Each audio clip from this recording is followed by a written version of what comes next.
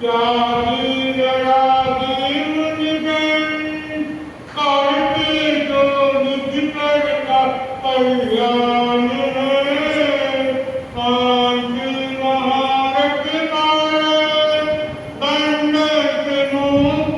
लक्ष्मण है मुनि संजय वंदन गार हजार नमो तव ठाकुरम नमो तव ठाकुरम तन में होकर मन दोकर जगलो श्री नमकार नमो परिमंकार नमो तीर्थान सतयुग हरता मंगल करता महामंत्र नवकार नमो अरिहंकार नमो तीर्थान तन में होकर मन होकर जगलो श्री नवकार नमो अरिहंकार नमो तीर्थान नमो आनंदाय नमो वज्राय नमो तमसाय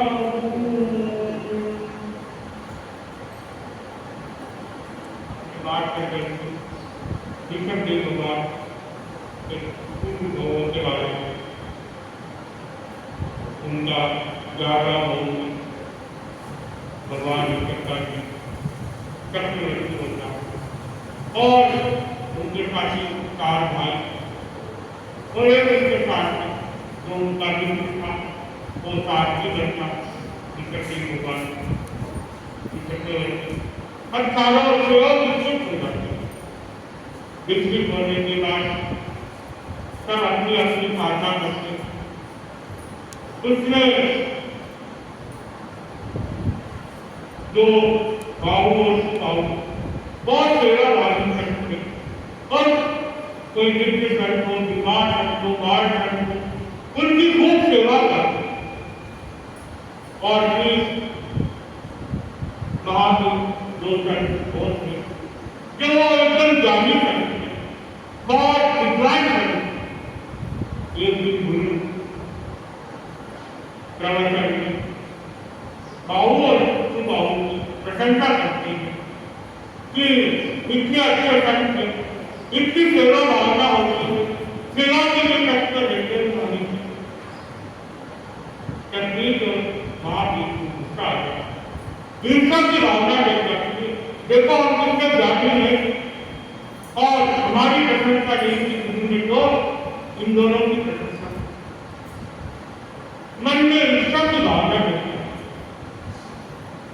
और वो ईर्षा की भावना उनके स्त्री का बंधन बन जाता दोनों के स्त्री दोनों का बंधन बन जाता अब से वो अपनी साधना पूरी कर और वहां से अनशन कर सर्विस विमान में देवता कर वहां अपना भागवत भोग पूरा कर आगे ऋषभ के जन्म लेने वाला कारण और उसके साथ भरत चक्रवर्ती बाबू से कोई प्रेम नहीं वापस जन्म इस धरती के जन्म लेने वाले एक भरत चक्रवर्ती बाहुबली रागिनी सुंदरी और शिलांग अब नाम निगम से कृष्ण पक्ष के अष्टमी के उसके पहले वो सपना देखती है 14 महालक्ष्मी देखती है उनसे उन 14 महालक्ष्मी देखते मन में एक अपना खुशी हो गया खुशी का कोई बात नहीं होता जैसे घर में शिशु घर में आता है 14 स्वप्न देखती है और स्वप्न देख कर उनकी खुशी का कोई पार नहीं होता वो उनसे शादी को कहती मैंने आज 14 स्वप्न देखे मां और अपने क्या कोई कीर्तन कर चक्रवर्ती कोई महापुरुष जन्म लेने वाला आप दोनों की खुशी की कोई कोई बात नहीं, वर्ग काल पूरा हो जाता फिर कृष्ण पक्ष के अष्टमी के लिए भगवान मध्य रात्रि को ऋषभ को भगवान का जन्म, भगवान ऋषभ का जन्म और जन्म महोत्सव मनाने के लिए 64 इंद्र और साथ में देवी देवता भी वहां पहुंचे। वो इंद्र का जन्म था और ऋषभ देव के साथ उनके कन्या भी जन्म लेती है, सुंदरा, लड़की का नाम सुंदरा रखा जाता। तो दोनों का जन्म हो जाता है। भगवान ऋषभ जो कीर्तन पर बढ़ने वाले तो सब इंद्र साथ में देवी देवता कहा जन्मों को मनाने के लिए प्रकट हो जाता। आज इंद्र पर देखते लक्ष्मी क्या बात है, कभी जन्मों पर देखा नहीं था और सब इंद्र के आगे बड़े हो जाते और सबसे पहला जन्मों को मनाया गया ऋषभ के जन्मोत्सव के बाद आगे जाके उनका नामकरण की समय आता, तो उस समय नामकरण के लिए उस समय की देवी देवता प्रकट होते और इंद्र भी प्रकट होते। इंद्र कहते हैं कि नाम बालक का नाम रखा है, क्या नाम रखना, राजी राजा करते जब कुंभ में आया था, गर्भ में पहली बार आया था, उसकी मां ने 14 स्वप्न देखे थे। पहला स्वप्न ऋषभ का देखा था, उसका नाम ऋषभ था। तब बहुत उल्लास से उसे ऋषभ नाम की बुलाना रखा और उनके ऐसे तो अनेक नाम हुए ना, प्रथम राजा, प्रथम भिक्षाचर, प्रथम जिन, प्रथम कीर्तनकर, आदिनाथ और आदि बाबा, बाबा के नाम से भी जाना जाता। उनके अनेक नामों से पुकारा जाता था। भगवान ने एक वर्ष के हो जाए तो उनके पिता भी बोलते बैठते खेल रहे, तो भगवान इंद्रदेव एक थाल भरके दिखाया और महाराज देखे पूरी थाल सजी हुई।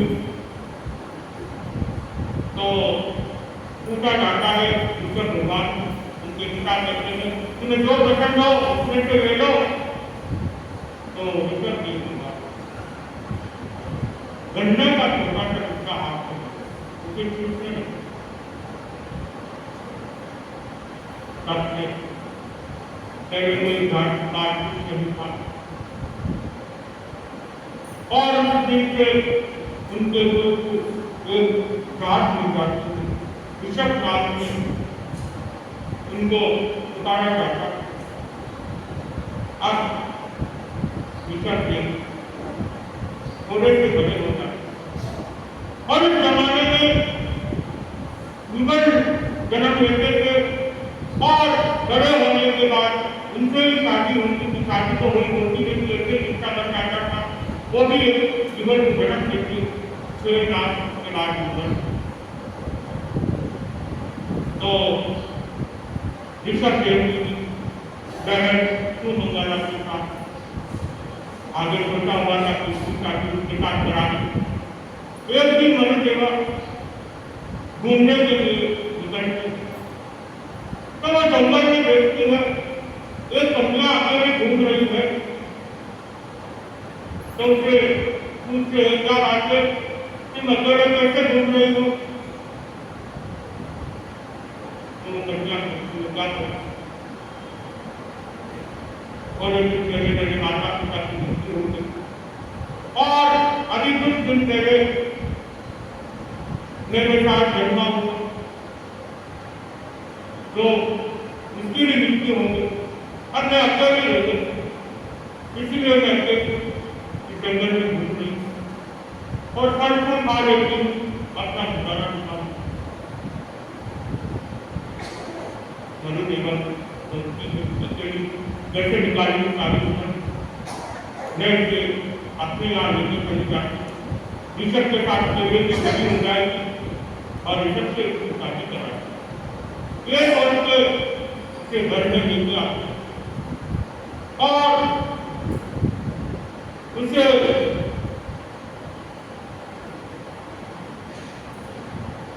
ऋषभ के साथ करने के लिए क्या करे हो जाते। तो ऋषभ की दो शादियां होती, एक तो सुमंगला के साथ, एक सुनंदा की, तो लड़की का नाम सुनंदा था। उसके साथ दोनों की शादियां होती और शादी का वहीं से चालू होता। अब दूसरी लड़की के साथ शादी होना भगवान ऋषभ की तरफ से होता है। उसके पहले भाई बहन की शादी होती और ऋषभ के फैसले लिए लड़े जाता। अब आगे बढ़ती जब ऋषभ के युगल जन्म लेते हैं तो ऋषभ के सुनंदा दो पुत्रों को एक दूसरे को जन्म देते हैं। एक का नाम बाहुबली और दूसरे का नाम सुंदरी रखा है और दूसरी सुमंगला उन 50 दोनों की जन्म और उसमें से पूरे के पूरे लड़के जन्म लिए और एक घोड़ा एक लड़का होता है भरत और ब्राह्मण, ये दोनों एक सुंदर जन्म लेते, बाकी के सब लड़के के लड़के। तो इनके दो पुत्र दो पुत्रियां होती हैं।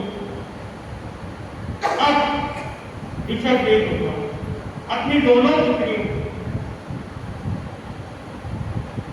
ज्ञान देते और इधर अब ऋषभ बहुत मेरे से दक्षिण से जो बुद्धिमान थे, तो उस समय के लोग बहुत भोले, कुछ भी काम करना नहीं आता, जितना कहा जाता था उतना ही लोग काम करते थे, उससे ज्यादा कुछ नहीं करते। एक दिन भगवान ऋषभ जब जंगल में फल कम करने लग गए, क्योंकि अब इधर लड़ने लग गए, तो अब खाने के लिए झगड़ा हो गया, आपस में झगड़ा करते। तो नाभी के पास आए, बोले अब हमें क्या करना चाहिए, अब खाने के लिए दिक्कत हो रही है। तो नाभी कहते अब तुम जाओ, आप ऋषभ से बात करो, मेरे पुत्र से बात करो। अब वो जाते थे ऋषभ देव के पास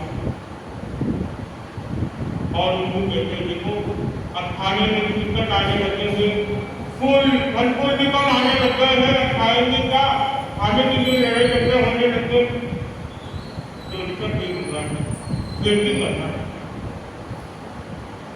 अब पेड़ों से खेती तो करते हैं, जब खेती कर जाती थी पेड़ से भारी, अब ये व्यक्ति किसान की चिंतन करने लगे, एक जब आज तब एक आ जाए तो हम क्या खाए। अब वो वापस ऋषभ देव के पास आते थे, बाबा बाबा मदद करो, क्या हुआ कि दो दिन खेती आती है, दान आता है और तो पेड़ खा जाती है, तो हम क्या खाए। तो ऋषभ देव सिक्का बनाने का और उनके लगाने की अगले दिन सिक्का बाहर निकले और खेत के काम कराते हैं, लेके आते हैं घर के लोग, ना तो वो पानी पीते हैं ना तो खाना खाते हैं। अब उन्हें वापस चिंता होने लगी, वापस सब किसान बचा होते चले जाते हैं बाबा के पास, बाबा अब तो ये तो कुछ खाते भी नहीं है, ऐसे रहेंगे तो मर जाएंगे। तो बाबा जी क्या आपने टीका निकाला कि नहीं निकाला? आपने तो लगाने का कहा था, निकालने का तो कहा था, आपने तो निकालने का कहा ही नहीं। जाओ जाओ टीका निकाल, काम होने के बाद टीका निकाल देना, उसके बाद टीका निकाल। और अब उनके साथ अनाज बोना निकाल, और वो बच्चा अनाज खाते थे तो उनके पेट में दिक्कत बनी। तो वो कहते बाबा एक टुकड़ा है, एक टुकड़ा। तो बाबा ने अग्नि का प्रयोग बताया कि अग्नि की इसे पका के खाओ अनाज। अब जब अनाज पका के खाने लगे तो उनको पकाना आता नहीं, आग लगा इसके अंदर में डाल बर्तन भी नहीं। अब वापस आते हैं तो अंतराल करने में लड़ जाता है, सब खाए तो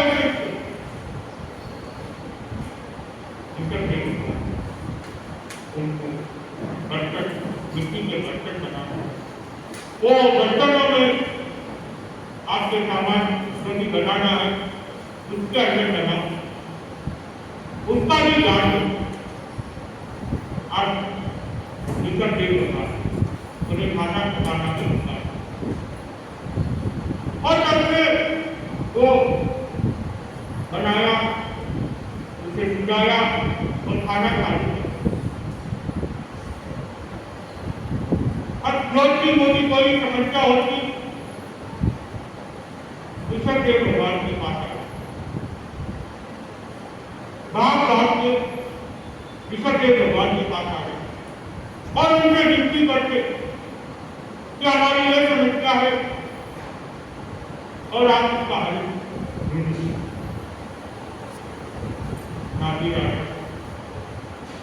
आप सोचते हैं मैं भी स्वतंत्र होना चाहता हूँ। अब ऋषभ एक राजपाट संभाल देगा तो मैं फ्री हो जाता हूँ, और अब कोई समस्या आती तो राजी के पास जाकर तो वो कहते ऋषभ के पास, अब जो भी है ऋषभ समाधान करेगा, मेरे पास समाधान, मेरा मित्र समाधान। सब सोचते हैं अपने को राजा ऋषभ को राजा बनाना है, और सब ऋषभ को राजा बनाने के लिए उस समय तो जंगल में काम हुआ, मकान कोई ये नहीं था। लेकिन कहते हैं जब कोई राजा बनता है, कोई बड़ा आदमी बनता है तो उसे रहने की व्यवस्था थोड़ी अच्छी हो तो अच्छा लगता है। तो ऋषभ देव भगवान की रहने की व्यवस्था की जाती है और उनके लिए एक घर की तरह घर बनाया जाता है, और सब मिलकर कहते इनका अभिषेक होना चाहिए, राज अभिषेक होना।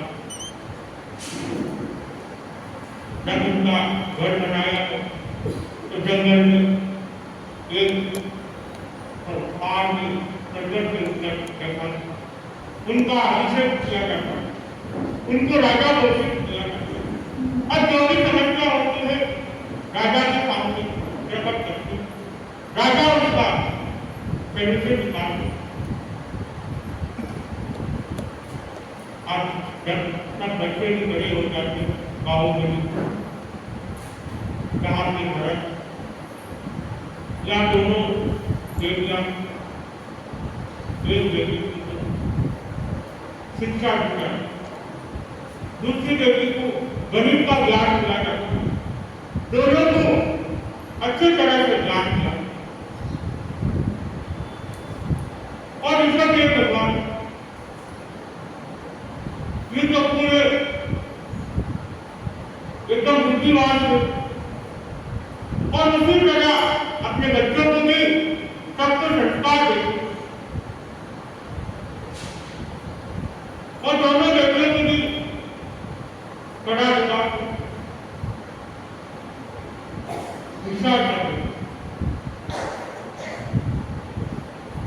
और पूरे जनता ने भी एक हर्ष का उल्लास किया कि बाबा बैठे हैं, तब तक हमें किसी बात की चिंता नहीं, क्योंकि सब बाबा समाज है।